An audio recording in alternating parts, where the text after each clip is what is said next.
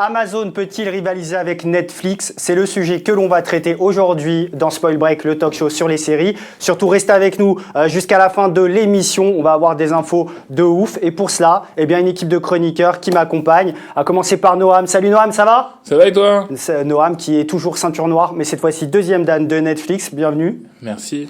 Et Jonathan Ayoun, qui est réalisateur et auteur de documentaires, de séries également, qui travaille avec plusieurs chaînes. Salut Jonathan, bienvenue. Salut Yoram. On est ravis de t'avoir avec nous. Alors, Amazon peut-il rivaliser avec Netflix? Jonathan, qu'est-ce que tu peux nous dire sur cette question qui intéresse énormément de personnes avec la profusion de plateformes VOD?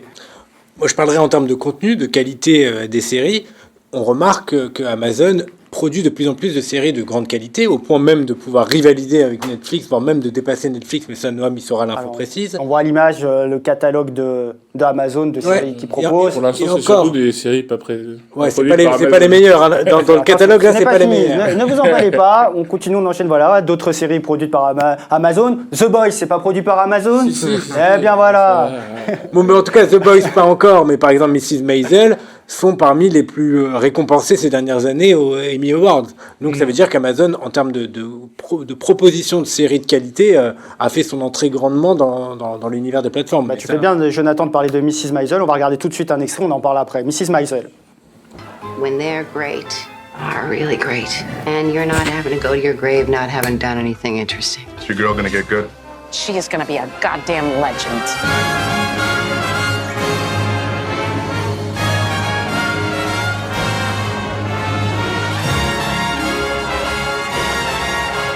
For the first time in my life, taking charge of my own destiny. Well, that can't end badly at all. And now this wild, unpredictable girl. When Mrs. Maisel dans Spoil Break, on était vraiment très concentrés sur la série. Alors Jonathan, je sais que tu kiffes cette série. Elle est formidable, mais surtout là, ce qui est intéressant par rapport à la question, c'est qu'elle communique sur le nombre de récompenses aux Emmy Awards. Donc c'est véritablement ça qu'ils veulent mettre en avant, d'être considéré comme pertinent, légitime dans la construction, dans la production de séries. Et cette série est vraiment remarquable. C'est peut-être pour moi une des plus, en termes humoristiquement parlant, une des plus efficaces de ces dernières années. Je sais pas ce qu'en pense Noam, mais... Noam, toi, tu connais Mrs. Maisel? Très bonne série. Très bonne série. Alors Jonathan, je sais que tu as aussi, il n'y a pas que du bon chez Amazon. Tu veux nous parler aussi d'une série qui a un peu moins marché, et notamment une série française, Dutch Leyland. Oui, j'avoue que j'ai pas vraiment regardé. Hein. J'ai jeté un coup d'œil, j'ai vu qu'elle était de pas très bonne qualité et que d'ailleurs Amazon a du mal à produire des séries françaises de qualité pour l'instant. Alors je sais qu'ils ont quelques projets, mais ça j'imagine que Noam en parlera mieux que moi et plus précisément. Mais en tout cas pour l'instant, sur la production française, Amazon n'est pas au rendez-vous en effet. Alors, on va parler maintenant, Jonathan, aussi de la promesse grandissime de Amazon, la série Carnival Row, avec Orlando Bloom notamment, qui est une sorte, on va dire, de Game of Thrones, le Game of Thrones de Amazon. C'est en termes de moyens, je crois, investis, en termes d'univers proposé, oui, ils veulent aller sur ce terrain-là. Ils veulent créer un univers à la fois fantastique, à la fois d'intrigue politique importante et avec des grands acteurs. Oui, c'est leur envie. Mais j'étais surpris par contre parce que là, en termes de communication en France, c'était pas si je peux me permettre, on va regarder un extrait de Carnival Row pour voir à quoi ça ressemble.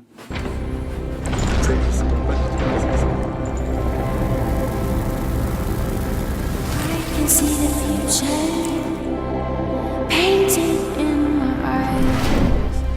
Open up the end. Fade into the light. Dive into a world I know. Take my hand.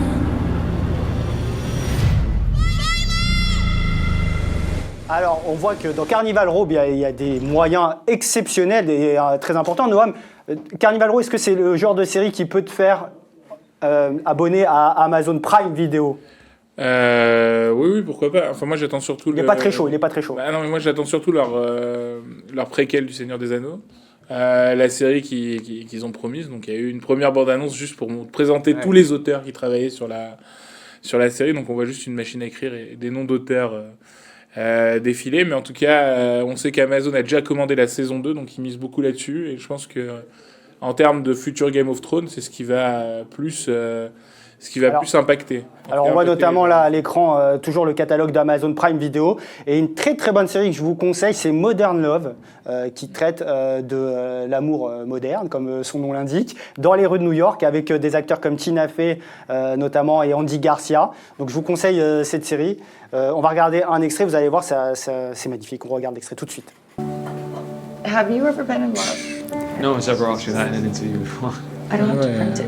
From what? That story that's written all over your face. Want to grab breakfast? I just met you. Do you make time for one another? In what way? Do you have date night? Yeah. What do you do? This?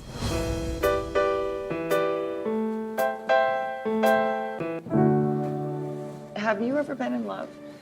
Alors pour info, Modern Love, c'est 8 épisodes de la série qui ont été commandés depuis le 28 juin 2018. Et le 24 octobre dernier, la série a été renouvelée pour une deuxième saison, donc c'est un succès grandissime pour Amazon Prime Video. Noam, alors toi je sais que tu as des petites infos au niveau des abonnés, du tarif. Déjà ça coûte combien pour s'abonner à Amazon Prime? Ça coûte 49 € par an. Par an. Voilà, donc en fait alors Amazon Prime Video revendique, en tout cas aux États-Unis, plus de 100 millions d'abonnés, à peu près 100 millions d'abonnés en tout cas.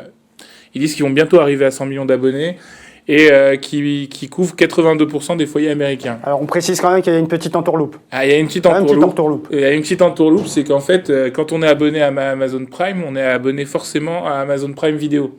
Sachant que donc Amazon Prime, c'est ce qui nous permet d'être livré en un jour les produits qu'on achète sur Amazon. Et le Amazon Prime Video à l'époque était un espèce de bonus. On avait accès à des contenus en ligne, des contenus culturels, notamment des films et quelques séries sur le catalogue. Et du coup, aujourd'hui, Amazon a décidé d'investir à fond dans Prime Video pour rentrer dans la guerre des streamers.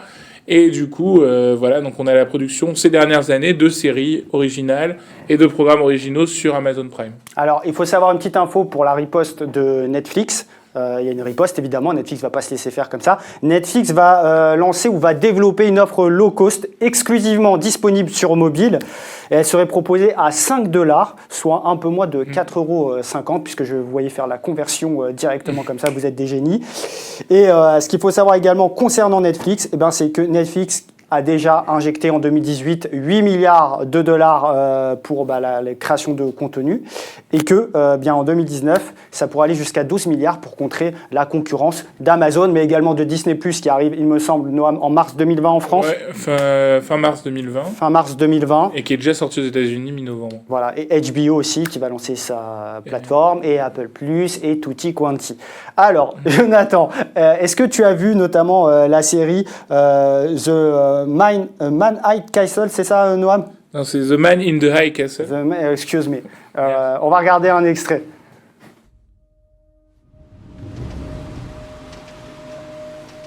If you could do anything with your life, what would you like to do? Well, my father told me what it was like before the war. He said every man was free. I want my country back. I pledge allegiance to the flag.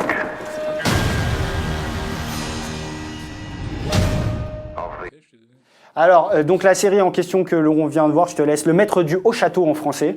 Oui, voilà. En fait, c'est une dystopie où c'est les nazis qui ont gagné la Seconde Guerre mondiale. Ouais. Et donc, les nazis règnent sur les États-Unis. Et qu'est-ce que seraient les États-Unis si c'était l'idéologie nazie qui avait gagné en 1945. Alors, je sais, Jonathan, que ça va t'intéresser. C'est une adaptation du roman de Philippe K. Dick. Est-ce que tu connais? Qui est notamment... qui est notamment l'auteur, par exemple, de Minority Report. De Minority Report, exactement. Et de adapté Blade Runner. Par Spielberg et de Blade Runner, bien évidemment. Et, mais l'adaptation en série de L'Homme du Haut Château a une super promesse, parce que ça a l'air d'être passionnant, mais ça ne prend pas, enfin, j'ai l'impression qu'en France, ça ne prend pas. C'est pas un sujet de débat, c'est pas un sujet de critique, c'est pas un succès public.